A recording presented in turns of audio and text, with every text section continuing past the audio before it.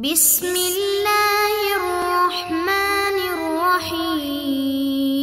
بسم اللہ الرحمن الرحیم۔ یہ المختصر کا 62واں سبق ہے۔ بات چل رہی ہے فصاحت کلام کی۔ پیچھے ذکر ہوا تھا کہ اس کا تکرار سے خالی ہونا، کثرت تکرار سے اور تتابع و اضافات سے۔ کثرت تکرار کی پیچھے بات ہو چکی ہے، تتابع و اضافات کی بات کرتے ہوئے تفتزانی فرماتے ہیں وَتَتَابُعِ الْإِضَافَاتِ مِثْلُ قَوْلِهِ شِعْرٌ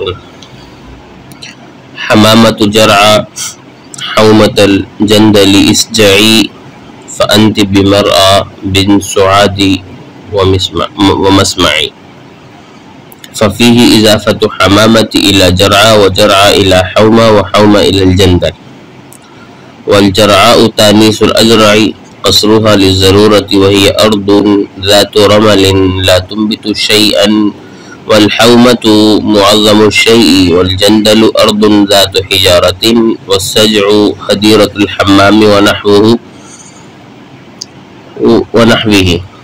وقوله فأنت بمرأة أي بحيث تراکی سعاد وتسمع صوتك.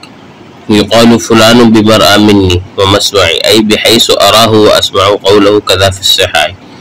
فظهر فساد ما قيل إن معناه أنت بموضع ترين منه سعاد وتسمعين كلامها، وفساد ذلك مما يشهد به العقل والنقل.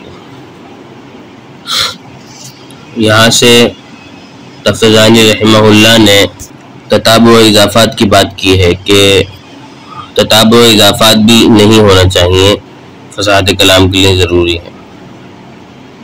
تتابع و اضافات میں جو اضافات جمع ہے اس سے ما فوق الواحد مراد ہے، یعنی لگاتار دو اضافتوں کو ہونا بھی مخل بالفصاحت ہے۔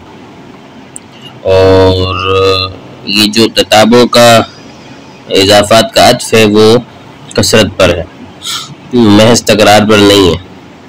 یہ ذرا غور طلب بات ہے کہ تتابع و اضافات کا جو حمل ہے، جو عطف ہے، وہ کثرت تکرار پر ہے، صرف جو ہے وہ محض تکرار پہ نہیں ہے۔ اس کا مطلب یہ ہے کہ مخل بالفصاحت جو ہے وہ فقط تتابع و اضافات ہے، اس کی شرط کثرت شرط نہیں ہے، یعنی جہاں فقط تتابع و اضافات پایا گیا وہاں وہ فصاحت سے خارج ہو جائے گا کلام، چونکہ کثرت پہ عطف ہے، تکرار پہ عطف نہیں ہے۔ کوئی سمجھے کہ جی تتابع و اضافات کا مطلب تو کثرت ہے، تتابع و اضافات ہے، تو یہ بات نہیں ہے۔ بات دراصل یہ ہے کہ اس کا عطف جو ہے وہ کثرت پر ہے، تکرار پہ نہیں ہے۔ تو تتابع و اضافات جو ہے اس کی تو جب کثرت پر ہے تو مطلب یہ ہوا کہ ومن تتابع و اضافات، کیونکہ اگر تکرار میں رکھیں گے تو پھر ومن کثرتی تتابع و اضافات ہے، تو اسی لیے کہا گیا ہے کہ کثرت پہ عطف ہے، تکرار پہ عطف نہیں ہے، لہٰذا مخل بالفصاحت ہونے کے لیے فقط اور فقط تتابع و اضافات ہی کافی ہے، اس کی کثرت شرط نہیں ہے۔ جہاں تتابع و اضافات پائے گئے وہ کلام فصاحت سے نکل جائے گا۔ اس کی مثال جو ہے وہ ابن حسن بن بابک عبد الصمد بن منصور اس کا شعر ہے، شعر جو تفتزانی رحمہ اللہ نے بیان فرمایا کہ حمامۃ جرع حومۃ الجندل اسجعی فانت بمرأى من سعادی ومسمعی۔ اب چونکہ حمامہ منادہ مضاف ہے تو اس لیے جو ہے وہ منصوب ہے، اور حرف ندا اس میں محذوف ہے، کبوتری اس کا معنی ہے، اور چونکہ ایک شعر سے استشہاد کیا ہے تو اسی لیے جو ہے وہ بات عجیب سی لگ رہی ہے، وگرنہ قصیدے کے دوران یہاں پر یا محذوف ہی ہے، اور وہ یا محذوف ہونا بالکل مناسب ہے، جس طرح یوسف عارض عن ھذا میں یا محذوف ہے، اسی طرح تو حرف ندا محذوف ہے یہاں پہ۔ جرعہ جو ہے وہ اجرع کا مؤنث ہے، ضرورت شعری کی وجہ سے جو ہے وہ حمزہ کو مکسور کر کے پڑھا گیا ہے۔ ایسی ریتلی زمین کو کہا جاتا ہے جس میں پیداوار نہیں ہوتی، حوما قوما کے وزن پر ہے، بلند حصے کو کہتے ہیں یعنی ٹیلا. اور جندل کا مطلب ہے کہ اس میں تفصیل ہے.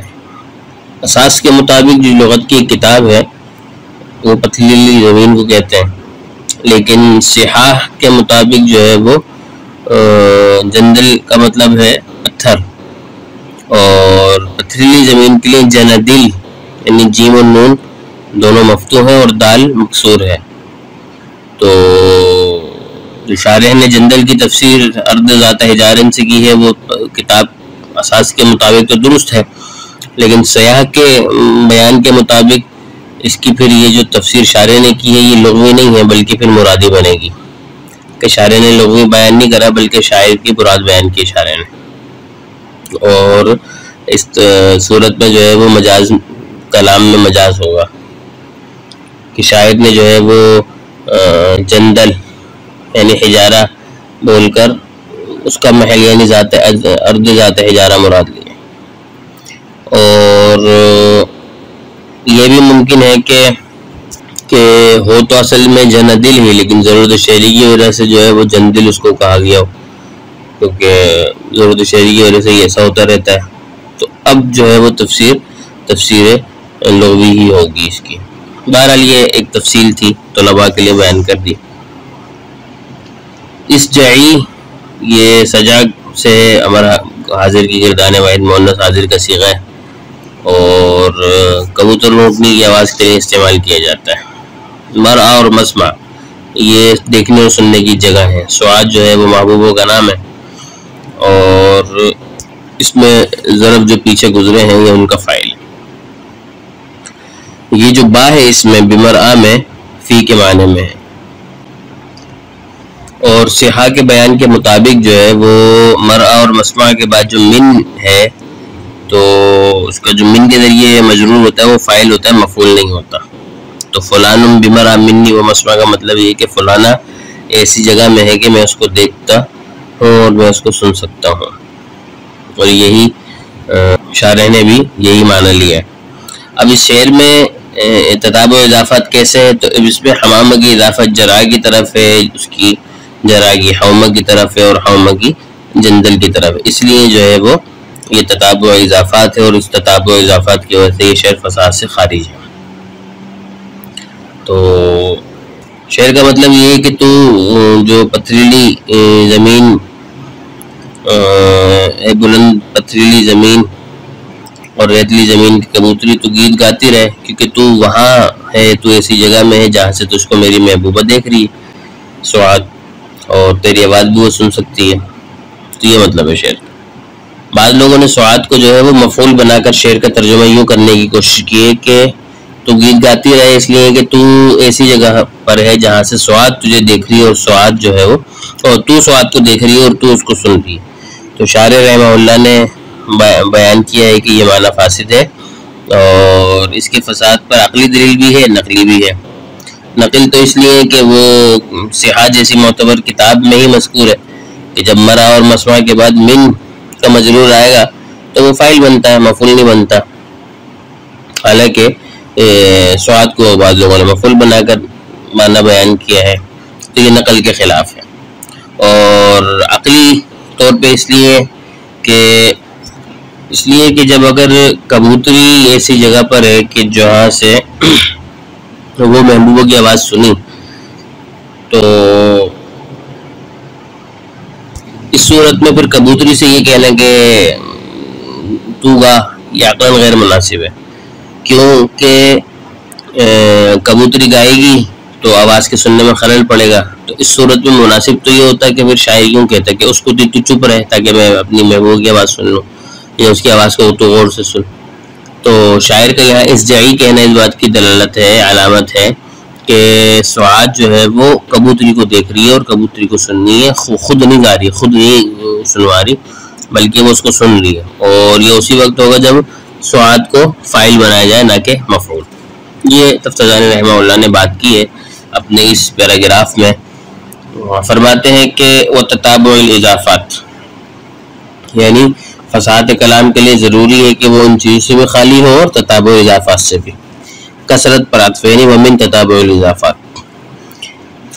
مثل قولی، اس کی مثال شاعر کا یہ قول ہے کہ حمامت جرع حومت الجندل اسجعی، اے پتھریلی زمین اور بلند زمین کی کبوتری، اسجعی تو گیت گاتی رہے تو، فانتی کہ تو بمرآت ایسی جگہ پر ہے جہاں سے تجھے دیکھا جا سکتا ہے، من سعات یعنی سعات تجھے دیکھ سکتی ہے، وہ مسمعی اور تجھے سن سکتی ہے. اب ففیہ اضافت حمامت الی جرع، اس میں تتابع اضافت کیسے ہے؟ فرماتے ہیں کہ اب اس شعر میں اضافت ہے حمامہ کی جرع کی طرف ایک اضافت، وجرع الی حومہ اور جرع کی ہے حومہ کی طرف دو اضافتیں ہو گئے، وحومت الی الجندل اور حومہ کی ہے جندل کی طرف. یہ تتابع اضافات ہو گئی. اب تتابع اضافات ہو گیا تو اب شارح فرماتے ہیں تتابع اضافات چونکہ مخل بالفصاحت ہے لہذا یہ شعر جو ہے فصاحت سے نکل جائے گا. تو جس طرح کلام کا ذوف تالیف، تاقید اور تنافر سے اور کثرت تکرار سے خالی ہونا ضروری ہے، تتابع اضافت سے خالی ہونا بھی ضروری ہے، ورنہ وہ کلام فصاحت سے نکل جائے گا، فصیح نہیں رہے گا جیسے کہ یہ شعر. اب آگے تفسیرانی رحمہ اللہ فرماتے ہیں جرعاء تانیث الاجرع، جرعاء یہ اجرع کی تانیث ہے، قصرها للضرورت، یہاں پر جو اس کی قصر یعنی کہ اس کو مقصور کیا گیا ہے، اس کا مطلب یہ ہے کہ حمزہ کو حذف کر کے عین عا تھا اس کو یا بنا دیا، تو اس کو جو مقصور کیا گیا وہ ضرورت کی وجہ سے، ضرورت شعری کی وجہ سے، ورنہ شعر کا وزن بگڑ جائے گا. وہی ارض ذات رمل، کہتے ہیں جرعا کا جو مطلب ہے وہ ایسی زمین ہے کہ جو ریتلی زمین ہوتی ہے، لا تنبت شیئا جو کوئی چیز نہیں اگاتی، یعنی بے آب و گیا جو جسے کہتے ہیں نا وہ. والحومت اور حومہ کا مطلب ہے معظم الشیء، شے کا جو بلند و بالا حصہ ہوتا ہے اسے کہتے ہیں، یہاں پر ٹیلے کا مطلب ہے. اور والجندل اور جو جندل کا مطلب ہے ارض ذات حجارت، پتھریلی زمین کو کہتے ہیں. والسجع اور سجع کا جو مطلب ہے وہ کہتے ہیں حدیر الحمام ونحوہ، کبوتر اور اس جیسی چڑیا یہ جیسے پرندوں کی آواز نکالنا اسے سجع کہتے ہیں. وقول اور شاعر کا یہ قول یہ کہنا فانت بمرآ، ای اس کا مطلب کیا ہے؟ ای بحیث یعنی تو ایسی جگہ پر ہے ترا کی سعادو کہ سعاد تجھے دیکھ رہی ہے، وتسمع صوتکی اور تجھے سن رہی ہے. یقالو کہا جاتا ہے فلان بمرء منی ومسمع، یہ ایک عربی کا مقولہ ہے کہ فلانا جو ہے وہ بمرء منی ومسمع، کہ ای فلانا ایسی جگہ پر ہے، بحیث ایسی جگہ پر ہے کہ اراہ و اسمع میں اس کو سن بھی سکتا ہوں اور میں اس کو دیکھ بھی سکتا ہوں. کیونکہ قاعدہ بھی قولہ وہ قذا فی الصحائی اور اسی طرح صحاح میں بیان کیا گیا کہ جب اس میں ظرف یعنی مرء اور مسمع جو ہے جب من کے ذریعے آگے ان کا من صلہ ہو، مجرور آگے من کے ذریعے ہو تو پھر وہ آگے والا حصہ اس کا فاعل بنتا ہے، مفعول نہیں بنتا. فظہرہ تو اس تقریر سے ظاہر ہو گیا فساد ما قیل، اس قول کا فساد جو یہ کہا گیا کیا کہ ان معنی ہو، اس شعر کا معنی ہے انت بموضع ترین منہ سعاد دو تسمعین، کہ تو ایسی جگہ پر ہے جہاں سے تو سعاد کو دیکھ رہی ہے اور تو سعاد کو سن رہی ہے. تو یہ مطلب نہیں ہے اس کے کلام کو سن رہی ہے تو، یہ مطلب نہیں ہے، اور مطلب یہی ہے کہ جو میں نے بیان کیا ابھی کہ تو ایسی جگہ پر ہے جہاں سے تجھے سعاد دیکھ رہی ہے اور جہاں سے وہ تیری آواز کو سن رہی ہے. وفساد ذالک، تو اس والے معنی سے وہ معنی فاسد ہو گیا ہے کہ جب سعاد کو ہم مفعول بنائیں گے. وفساد ذالک اور اس کا فساد مما ان چیزوں میں سے ہے کہ یشہد بہ العقل والنقل، کہ جس کی گواہی عقل بھی دے رہی ہے نقل بھی دے رہی ہے. نقل تو اسی طرح کے صحاح کے اندر میں نے بیان کر دیا ابھی، اور عقل اس طرح کہ جب اگر یہی معنی مراد ہوتا شاعر کا کہ تو جو ہے وہ سعاد کو دیکھ رہی ہے اور سن رہی ہے اس کے آواز کو، تو پھر وہ اسکتی کہتا کہ تو چپ ہو جا اور غور سے سن اس کی آواز، نہ کہ وہ یہ کہتا کہ اس کا مطلب یہ کہ شاعر بھی یہ کہنا چاہ رہا ہے کہ بھائی تجھے سعاد دیکھ رہی ہے، تجھے سعاد سن رہی ہے، تو ذرا گیت گاتی رہے، تیرے گیت گانے سے میرے محبوب کو سکون مل رہا ہے، لہٰذا تو گیت گاتے رہے۔ تو اس کا مطلب یہی ہے کہ سعاد فاعل ہے، سعاد مفعول نہیں ہے۔ تو مطلب یہ ہو کہ تتابع اضافات اس شعر میں ہے، لہٰذا یہ شعر جو ہے وہ فساد سے نکل چکا ہے، کیونکہ فساد کلام کے لیے ضروری ہے جس طرح دیگر چیزوں سے خالی ہو، اسی طرح تتابع اضافات سے خالی ہو۔ وما توفیق الا باللہ۔